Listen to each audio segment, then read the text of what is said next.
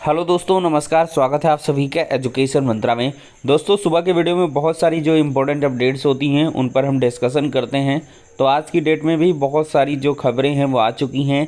BEd बनाम BTC मामले पर हम सबसे पहले नज़र डालेंगे। दोस्तों, बीएड और बीटीसी या बीएसटीसी का जो मामला है, फाइनल सुनवाई के लिए एडवांस कॉज लिस्ट में लिस्टेड हो चुका है। इसका मतलब ये होता है कि फाइनली इस मैटर पर सुनवाई होगी और सेपरेटली केस को सुना जाएगा और फाइनली देखा जाए तो ये मामला 12 अक्टूबर को फाइनल हो जाएगा। यहाँ पर दोस्तों आपको थोड़ा सा ब्लर दिख रहा होगा, लेकिन ये वही सुप्रीम कोर्ट का मामला है। यहाँ पर दोस्तों देख सकते हैं, ये बहुत सारी जो पटिशन्स हैं यहाँ पर एक दूसरे से ऑलरेडी कनेक्टेड हुई हैं और ये एडवांस लिस्ट में लिस्टेड हो चुका है मैटर। और 12 अक्टूबर की ये दोस्तों एडवांस लिस्ट है। इसमें देखा जाए तो बीएड बनाम बीएसटीसी का जो मामला है वो लिस्टेड हो चुका है। मतलब ये है कि 12 अक्टूबर को ये जो मामला है पूरी तरीके से सुरक्षित हो जाएगा, क्योंकि सुप्रीम कोर्ट लगातार तमाम सारे जो मैटर्स हैं उन पर फाइनल निर्णय ले रहा है। दोस्तों, एक और महत्वपूर्ण मामला है ईडब्ल्यूएस आरक्षण पर जो फाइनल फैसला है वो सुरक्षित हो चुका है। और यहाँ पर दोस्तों मुख्य न्यायाधीश यूयू ललित की अध्यक्षता वाली 5 जजों की संविधान पीठ ने अटॉर्नी जनरल के वेणुगोपाल और सॉलिसिटर जनरल तुषार मेहता सहित कई वरिष्ठ वकीलों को सुनने के बाद इस पर फैसला सुरक्षित रखा है कि क्या ईडब्ल्यूएस कोटा ने संविधान के मूल ढांचे का उल्लंघन किया है। याचिकाकर्ताओं का प्रतिनिधित्व करने वाले डॉक्टर जी मोहन गोपाल ने तर्क दिया है कि सामाजिक व शैक्षणिक रूप से पिछड़ा वर्ग एक श्रेणी है जो सामाजिक, आर्थिक और राजनीतिक पिछड़ेपन के आधार पर सभी श्रेणियों को पिछड़े वर्ग के रूप में एकजुट करती है। इससे पहले गोपाल ने तर्क दिया था कि 103वें संविधान संशोधन के साथ धोखा है और ज़मीनी हकीकत यह है कि यह देश को जाति के आधार पर बांट रहा है। तो ये एक महत्वपूर्ण निर्णय है जो सुरक्षित किया जा चुका है सुप्रीम कोर्ट की तरफ से। अब देखते हैं इसमें फाइनल डिसीजन कब आता है। दोस्तों, योगी सरकार ने एक बहुत बड़ा निर्णय लिया है। राष्ट्रीय खेल में यूपी का प्रतिनिधित्व करने जा रहे खिलाड़ियों को सीएम का तोहफा। खिलाड़ियों को मिलेगी रेलवे की AC 3 टियर की सुविधा। योगी आदित्यनाथ का कहना है 2% सीटें नौकरियों में प्रतिभावान खिलाड़ियों के लिए आरक्षित की हैं सरकार ने और 500 से अधिक शासकीय पदों पर खिलाड़ियों की नियुक्ति की प्रक्रिया शुरू हो चुकी है। देखिए, खेल में निजी स्पोर्ट्स एकेडमी को प्रोत्साहित करने के लिए ज़रूरी प्रावधान किए जाएं।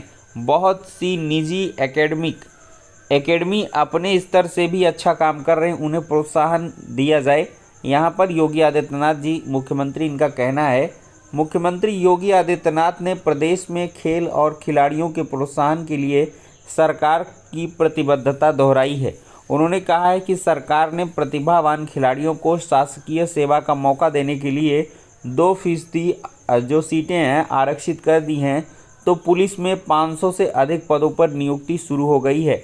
अब राष्ट्रीय खेलों और राष्ट्रीय चैंपियनशिपों में भाग लेने वाले खिलाड़ियों को आवागमन के लिए रेलवे की AC 3 टियर कोच की सुविधा भी मिलेगी। दोस्तों, देखा जाए तो अग्निवीर भर्ती के लिए 5 लाख मांगने वाला सेना का जवान दबोचा गया है। मुजफ्फरनगर में चल रही भर्ती। गाजियाबाद का निवासी है आरोपी नरेश।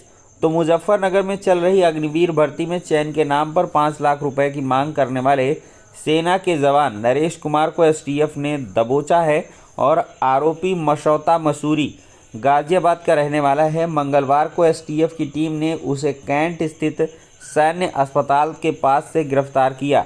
नरेश के साथ उसके 2 भाइयों सहित 3 लोग और शामिल थे। अभ्यर्थी से 2.5 लाख रुपए लिए जा चुके थे और बाकी रकम ली जानी थी। तो ये आरोपी सेना का जवान नरेश है। इसकी इमेज आप यहाँ पर देख सकते हैं। दोस्तों, देखा जाए तो APO मुख्य परीक्षा के लिए आवेदन शुरू हो गया है। सहायक अभियोजन अधिकारी के 69 पदों पर यह भर्ती होगी और 2022 की मुख्य परीक्षा के लिए मंगलवार से आवेदन की प्रक्रिया शुरू हो गई है। ऑनलाइन आवेदन की प्रक्रिया 12 अक्टूबर तक करनी है, जबकि आवेदन की हार्ड कॉपी 19 अक्टूबर तक जमा करनी है।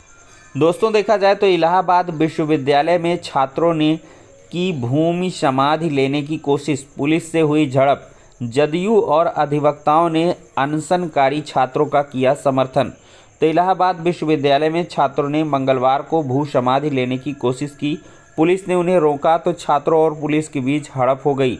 इस बीच जदयू और अधिवक्ता ने अनशन स्थल पर पहुंचकर छात्रों के आंदोलन को अपना समर्थन दिया और एबीवीपी की ओर से प्रधानमंत्री एवं राष्ट्रपति को 3000 पोस्ट कार्ड भेजे गए। तो दोस्तों ये मामला है फीस वृद्धि के विरोध का और यहाँ पर छात्रों ने भू समाधि लेने की कोशिश की है। छात्र नेता की नाक से निकला खून और भर्ती कराया गया। आज आएंगे NSUI के राष्ट्रीय अध्यक्ष। तो ये दोस्तों बहुत मामला पेचीदा होता चला जा रहा है। लगातार छात्र विरोध कर रहे हैं और पीछे हटने को तैयार नहीं है। PCS मेंस का जो एग्ज़ाम है वो दोस्तों पहले दिन हो चुका है। हिंदी और निबंध का पेपर अभ्यर्थियों को सामान्य लगा है। ज़्यादातर सवाल परंपरागत प्रकार के थे और सामान्य हिंदी के पेपर में कुछ नए मुहावरों ने छकाया है। वहीं निबंध के लिए निर्धारित विषय परंपरागत प्रकार के रहे हैं लेकिन समसामयिक भी थे। तो अभ्यर्थियों ने DM बनकर तैयार किया परिपत्र। PCS मेंस परीक्षा सामान्य हिंदी का पेपर अभ्यर्थियों को लगा सामान्य। तो पहले दिन दोस्तों देखा जाए तो 92% जो अटेंडेंस है वो रही है। अगर आपको PCS की मुख्य परीक्षा का पेपर चाहिए तो लिंक डिस्क्रिप्शन बॉक्स में है, टेलीग्राम चैनल की लिंक है, वहाँ से आपको एजुकेशन मंत्रा ये चैनल मिल जाएगा। आप सीधे वहाँ जाकर फ्री में पेपर को डाउनलोड कर सकते हैं। PDF फॉर्मेट में डाल दिया गया है। दोस्तों 69,000 शिक्षक भर्ती के अंतर्गत चयनित अभ्यर्थियों ने नियुक्ति पत्र की मांग की है और यहाँ पर देखा जाए तो शिक्षा मंत्री के आवास का घेराव करने जा रहे थे मगर पुलिस ने उन्हें बीच रास्ते में रोक लिया। प्रदर्शन कर रहे अभ्यर्थियों की मांग है कि 5 जनवरी को 6800 अभ्यर्थियों की सूची जारी की गई थी। चयनित अभ्यर्थियों की सूची जारी करने के बावजूद अभी तक उन्हें नियुक्ति नहीं दिया गया है। और दोस्तों आज की डेट में देखा जाए तो फाइनल मामला भी यहाँ पर लगा हुआ है सुनवाई के लिए लखनऊ बेंच में। जो जैसी अपडेट 6800 आरक्षण सूची से रिलेटेड निकल के आएगी आप सभी को उपलब्ध कराएंगे। दोस्तों देखा जाए तो बीएड काउंसलिंग के पहले दिन 206 प्रवेश हुए हैं। उत्तर प्रदेश राजर्षि टंडन मुक्त विश्वविद्यालय में बीएड काउंसलिंग के पहले दिन ओपन कैटेगरी के अंतर्गत फीमेल कैटेगरी और EWS कैटेगरी के 206 अभ्यर्थियों ने बीएड सत्र 22-23 के लिए जो है यहाँ पर प्रवेश लिया है। KP ट्रेनिंग कॉलेज में भर्ती का विज्ञापन जारी हुआ है। इलाहाबाद विश्वविद्यालय के संगठक KP ट्रेनिंग कॉलेज के बीएड विभाग में असिस्टेंट प्रोफेसर के 5 पदों पर भर्ती के लिए विज्ञापन जारी कर दिया गया है। इसके साथ ही आवेदन की प्रक्रिया शुरू हो गई है। इच्छुक अभ्यर्थियों को 31 अक्टूबर तक स्वप्रमाणित सीलबंद आवेदन पत्र पंजीकृत डाक के माध्यम से या स्वयं उपस्थित होकर महाविद्यालय के कार्यालय में जमा करना है। PG में प्रवेश के लिए पोर्टल में जल्द किया जाएगा सुधार। तो इलाहाबाद विश्वविद्यालय में इस बार PG में ऑनलाइन प्रवेश के जरिए ये एडमिशन किया जाएगा। इसके लिए नए पोर्टल का प्रदर्शन किया गया है जिसमें कुछ खामियां मिले हैं। इसे ध्यान में रखते हुए प्रवेश कोष्ठ की ओर से संबंधित एजेंसी को सुधार के लिए दिशा निर्देश दिए गए हैं। दोस्तों देखा जाए तो PCS के आवेदन में गलत जाति भरने वाले अभ्यर्थी की याचिका को खारिज कर दिया गया है और कहा गया है कि आवेदन में दिए गए निर्देशों का पालन अनिवार्य है। फॉर्म भरने में गलती राहत का आधार नहीं हाईकोर्ट। तो हाईकोर्ट ने फाइनली देखा जाए तो फिर से अपने एक मामले में जो अभ्यर्थी है उसको राहत नहीं दिया है। अगर फॉर्म में आपने भरने में कोई भी मिस्टेक कर दी है तो आपकी गलती क्षम्य नहीं है और आपको यहाँ पर भर्ती प्रक्रिया से बाहर का रास्ता देखना पड़ेगा।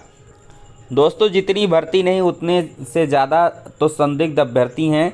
लगभग 8000 पदों पर लेखपाल भर्ती की मुख्य परीक्षा हुई जिसमें 2 लाख से अधिक कैंडिडेट बैठे थे लेकिन 15,000 यहाँ पर अभ्यर्थी संदिग्ध बताए जा रहे हैं। STF ने किया था साल भर गिरोह का भंडाफोड़। पेपर लीक का शक जताया जा रहा है और UPSSC को भेजी गई रिपोर्ट मांगा ब्यौरा।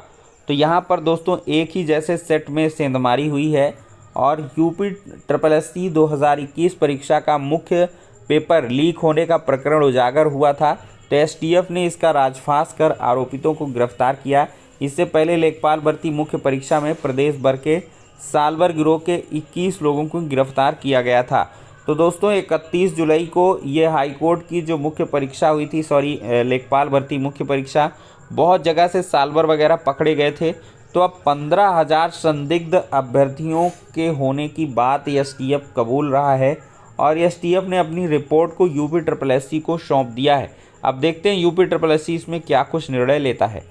दोस्तों अब आप लोग व्हाट्सएप से डाउनलोड कर सकते हैं आधार कार्ड और पैन कार्ड। आपको MyGov हेल्प डेस्क के कॉन्टैक्ट नंबर को सेव करना होगा और इसमें नमस्ते या हाय टाइप करना होगा। डिजी लॉकर या कोविन में से किसी एक सर्विस को चुनने के लिए कहा जाएगा। आपको डिजी लॉकर सर्विस का जो चयन करना होगा। चैट बॉक्स में आधार नंबर से डिजी लॉकर अकाउंट को लिंक करना होगा। फ़ोन नंबर रजिस्टर होने के बाद चैट बॉक्स में आपको डिजी लॉकर अकाउंट के साथ लिंक दस्तावेज़ दिखेंगे। आप अपने दस्तावेज़ PDF फॉर्मेट में डाउनलोड कर सकते हैं। ये एक आसान तरीका है। दोस्तों, राज्य सरकार ग्राम पंचायत सहायकों को यानी कंप्यूटर सहायकों की जो भर्ती हुई थी उसमें 6,000 रुपये मानदेय है, लेकिन 5 रुपये प्रति प्रमाण पत्र मेहनताना भी मिलेगा। तो राज्य सरकार ग्राम पंचायत सचिवालयों में कार्यरत ग्राम सहायकों यानी कंप्यूटर सहायकों को प्रति प्रमाण पत्र 5 रुपये मेहनताना देगी। मुख्यमंत्री योगी आदित्यनाथ की अध्यक्षता में मंगलवार को हुई कैबिनेट की बैठक में ये फैसला लिया गया है। दोस्तों, जेलों में डॉक्टर व कर्मचारियों के रिक्त पद भरें, हाईकोर्ट ने एक अहम निर्णय दिया है। कोर्ट ने कहा है कि फाइल पर चिड़िया बैठाकर न बैठ जाएं अफसर।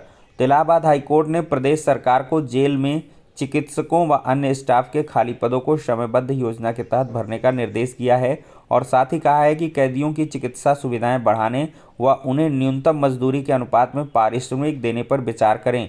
कोर्ट ने पेश हुए वित्त सचिव को प्रस्ताव की फाइल पर चिड़िया बैठाकर ना बैठने की नसीहत दी है और कहा है कि प्रस्तावों पर यथाशीघ्र मंजूरी दी जाए।